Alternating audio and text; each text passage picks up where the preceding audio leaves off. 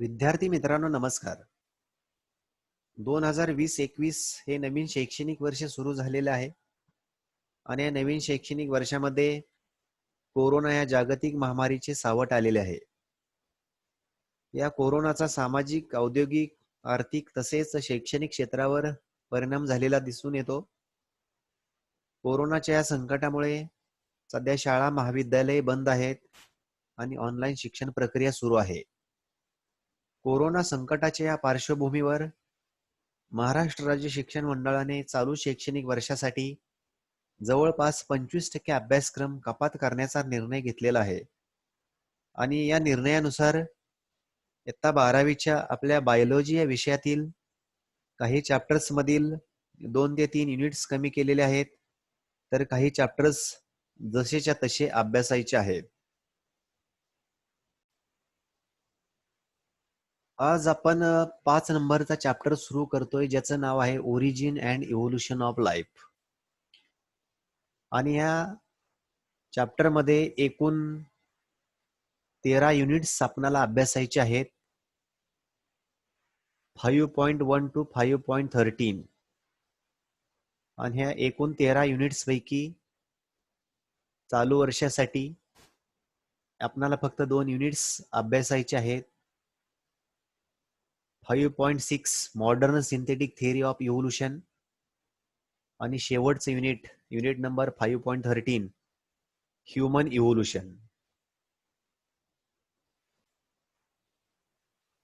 Let's start the modern synthetic theory of evolution. First, we will see what is meant by evolution. So, evolution is slow, gradual, continuous, and irreversible changes through which present-day complex forms have been descended from their simple and pre-existing forms. According to the Darwin, evolution is descent with modifications. Before this modern synthetic theory of evolution, some scientists have proposed the theories of evolution. The first theory is Darwin's theory of natural selection, which was proposed in 1859. Then Hugo de Varies proposed his theory in 1901. That theory was known as mutation theory. But there was some objections, there was some drawbacks, and that's why new version of theory of evolution is created, and this theory is modern synthetic theory of evolution. This concept of modern synthetic evolution is based on the book that is Genetics and Origin of Species, which was published in 1937. Organic evolution takes place by natural selection of inherited characters. This is the main statement of this modern synthetic theory of evolution. So, modern synthetic theory of evolution is divided into 3 main concepts, that is genetic variations, natural selection, and isolation.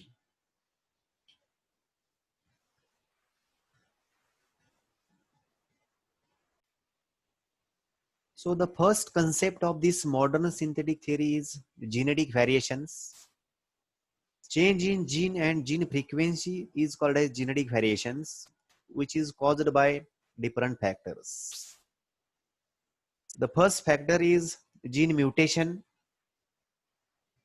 Change in chemical makeup of gene is called as mutation, or sudden and permanent change in gene is also called as mutation, which leads to the variations. And variation finally leads to the process of evolution. Second factor is gene flow. It is a transfer of gene between genetically different populations. It includes migration of animals, dispersal of pollen grains, etc.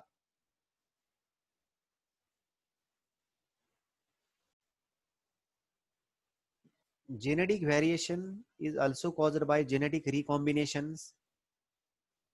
This occurs during the sexual reproduction.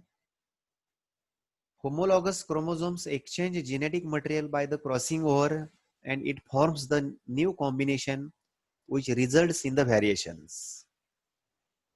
Fourth factor is genetic drift. It is the alteration in allele frequency in the natural population. For example, elimination of particular allele from a population due to the natural disasters like earthquake, floods, fires, etc., which can reduce the size of population. The last factor of genetic recombination is chromosomal aberration. It is the change in structure of chromosome causing change in gene arrangement that results in the variation. The chromosomal aberration occurs due to deletion, duplication, inversion, and translocation. Deletion is loss of some genes from the chromosome. Loss of genes takes place from the chromosome in the deletion. In the duplication, genes are repeated or doubled in the chromosome.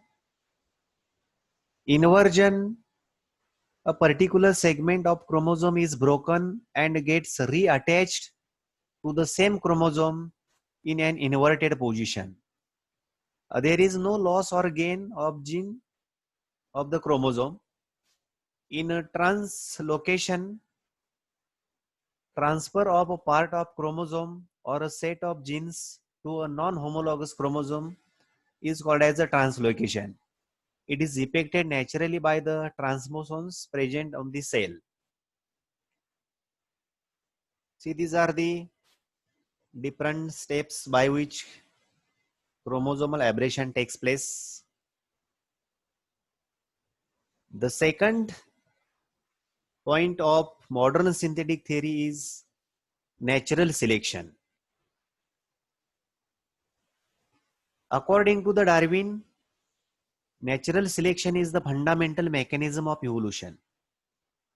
Natural selection is the link between changes in the environment and genetic variations of the species, and this encourage those genes that having high degree of adaptive efficiency. So the best example of natural selection is industrial melanism. Development of dark colored moth in response to air pollution during the industrial revolution in Britain. So according to Darwin, natural selection takes place in those organisms having the favorable variations. So the best example of natural selection is industrial melanism. The light colored paper moth, that is called as Biston betullaria, they are nocturnal in habitat. During the daytime, they rest on the tree trunk and their pale body color match well with lichens covered the tree that help them to escape from the predatory birds. But on contrary, black colored moth, that is Biston carbonaria, were conspicuous and they were easy victims for the predators. During industrial revolution in Britain, the black sooty smoke killed the lichen and turned the tree black. This change becomes favorable to black moths that matched with black tree trunks and their population increased. The pale colored moths became easy victims to predatory birds and their population drastically reduced. So that is the natural selection. Now the third concept of modern synthetic theory is isolation. Isolation is separation of single population into the several subunits. Then each subunit or each group may develop new characters that leads to the evolution. So there are two types of isolations: geographical isolation and reproductive isolation. Geographical isolation is also called as physical isolation. This occurs due to the geographical barriers like river, mountains, oceans, islands, forests. The separated groups are then exposed to the different kinds of environment. Each group acquires variations by different methods like mutation, recombinations. These variations are proposed by natural selection and leads to genetic divergence. Second type of isolation is reproductive isolation. They occurs due to change in genetic material, gene pool, and gene structure or structure of genital organs, which prevents interbreeding between the population. The barriers which prevents gene flow between isolated populations are called as isolating mechanisms. So there are different types of mechanisms by which the members of the populations becomes isolated from each other. So first isolating mechanism is pre-mating mechanism. In this mechanism this mechanism prevents the fertilization and zygote formation. Habitat or ecological isolation, occupying the different habitats. Seasonal or temporal isolation, it attains the sexual maturity at different times. Ethological isolation, there are different mating behaviors. Mechanical isolation, different in structure of reproductive organs. Second type of isolating mechanism is post-mating mechanisms. Means these isolating mechanism occurs after the mating. In this, there are three mechanisms or three conditions. First is gamete mortality. In this point, union of gamete does not occurs. Means gametes, they die and does not carry out the process of fertilization. Zygote mortality. In this type, fertilization occurs, but zygote dies. In hybrid sterility, hybrid develops to maturity, but it becomes sterile. The best example is mule. Mule is the intergeneric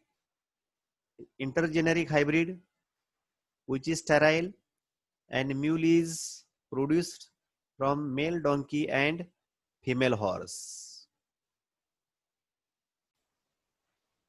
In this way, the modern synthetic theory is explained by genetic variation, natural selection, and isolation. That's all about the modern synthetic theory, which states that organic evolution takes place by the natural selection of inherited characters. And this theory explains the concept of natural selection theory of Darwin and mutation theory of Hugo de Vries. Now we will see about the human evolution. In 1863, Thomas Huxley explained the origin of man, and later on in 1871, Charles Darwin explained the ancestry of man. It has been traced that the human evolution appeared to have evolved from tree-dwelling shrew-like animals. This process begins in Paleocene epoch. During this period, the dwelling forest forced arboreal mammals to adapt to life on the land. This descent must have been driving force. In the given chart, it can be seen that we are most closely related to gibbons, chimpanzee, and gorilla. Now see the classification of mammal. Class Mammalia is divided into three groups: marsupials, monotremes, and eutherians. Marsupials are pouched mammals, monotremes are egg-laying mammals, and eutherians are the placental mammals. These eutherians, having one order, that is primate, this order primate is divided into two suborder. Number one, Prosimy, and number two, Anthropoidea. Suborder Prosimy is again divided into lemurs and tarsiers. And the second suborder, that is Anthropoidea, is divided into three groups of animals, that is New World monkey, Old World monkey, and Hominoidea.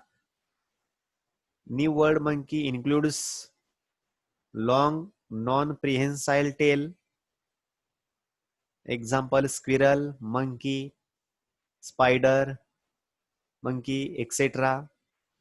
Old World monkey includes short non-prehensile tail. The examples are baboons, langur, etc. Hominoidea,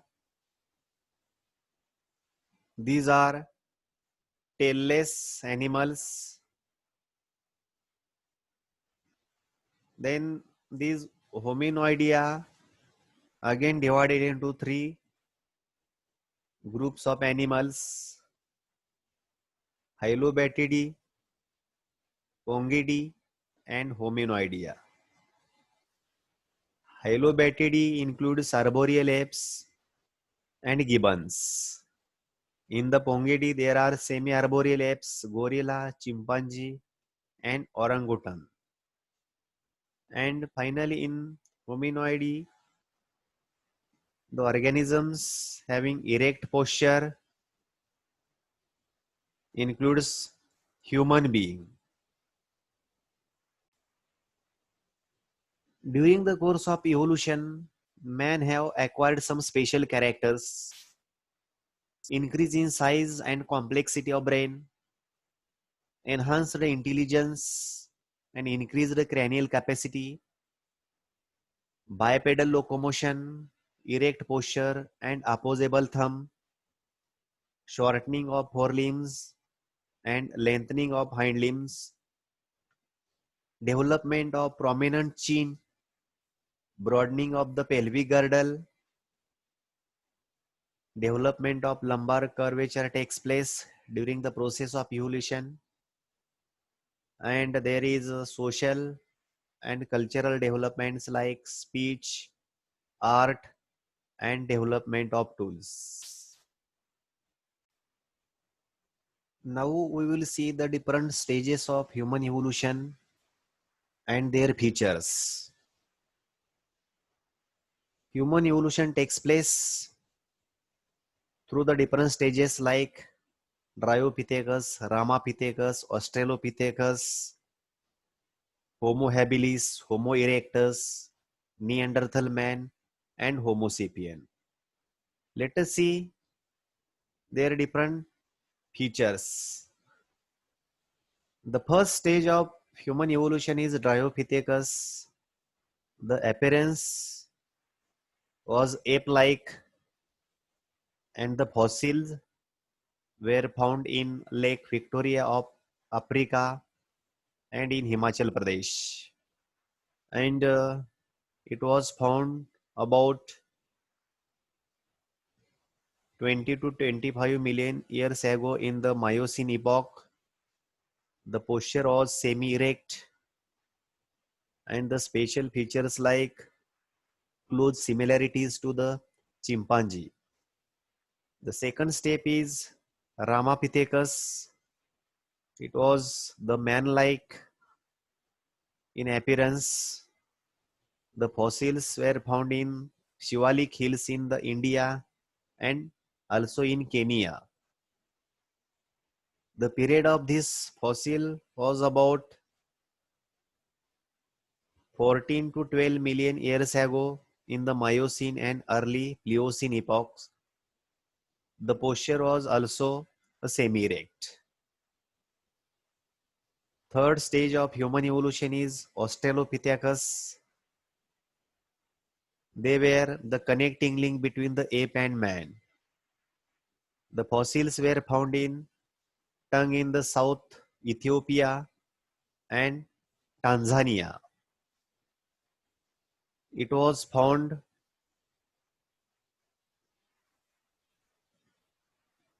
4 to 1.5 million years ago in late Pliocene or early Pleistocene epoch. The skeletal features were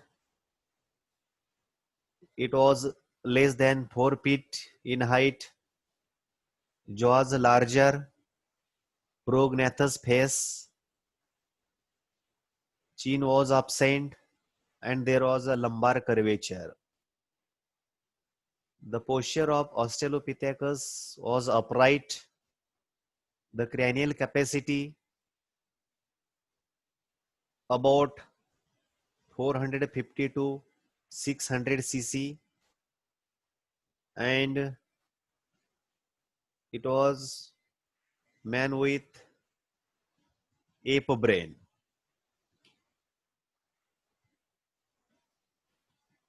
Next stage is Homo habilis.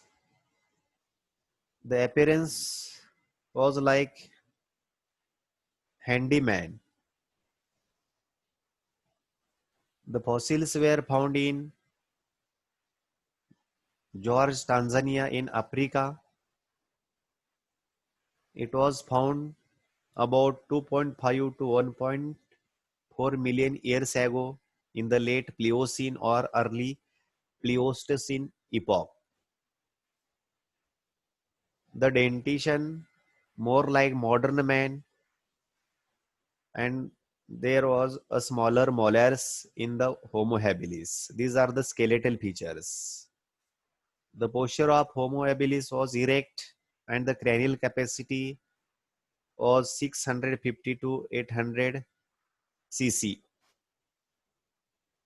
The special features includes they did not eat meat, made tools from the stones, and they were nicknamed handyman.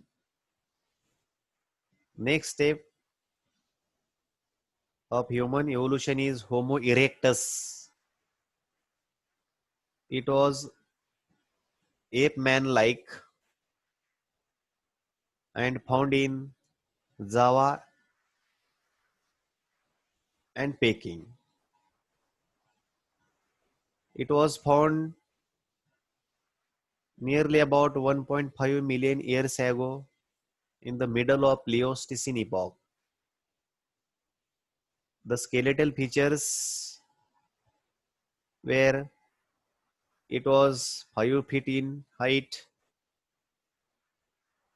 prognathous face, massive jaws, huge teeth, and chin was absent. It had erect posture The cranial capacity was 900 cc. This stage of human ate meat. They were omnivorous, might have used fire. Neanderthal man, they were advanced prehistoric man. The fossils were found in the Neanderthal Valley in Germany, and the fossils were found in 1 lakh to 4,000 years ago. Short and prominent brow ridges, low forehead, and chin was absent. The Neanderthal man had erect posture, and the cranial capacity was 1400 cc. They were used hide, buried their deads, and constructed tools. The last and most advanced stage of human evolution is Homo sapien. The appearance is like modern man. The fossils were found in the Africa. They having the erect posture, cranial capacity about 1450 cc, and the special features like they developed distinct races and cave art about 18,000 years ago. So that's all about human ancestry and stages of human evolution. Thank you.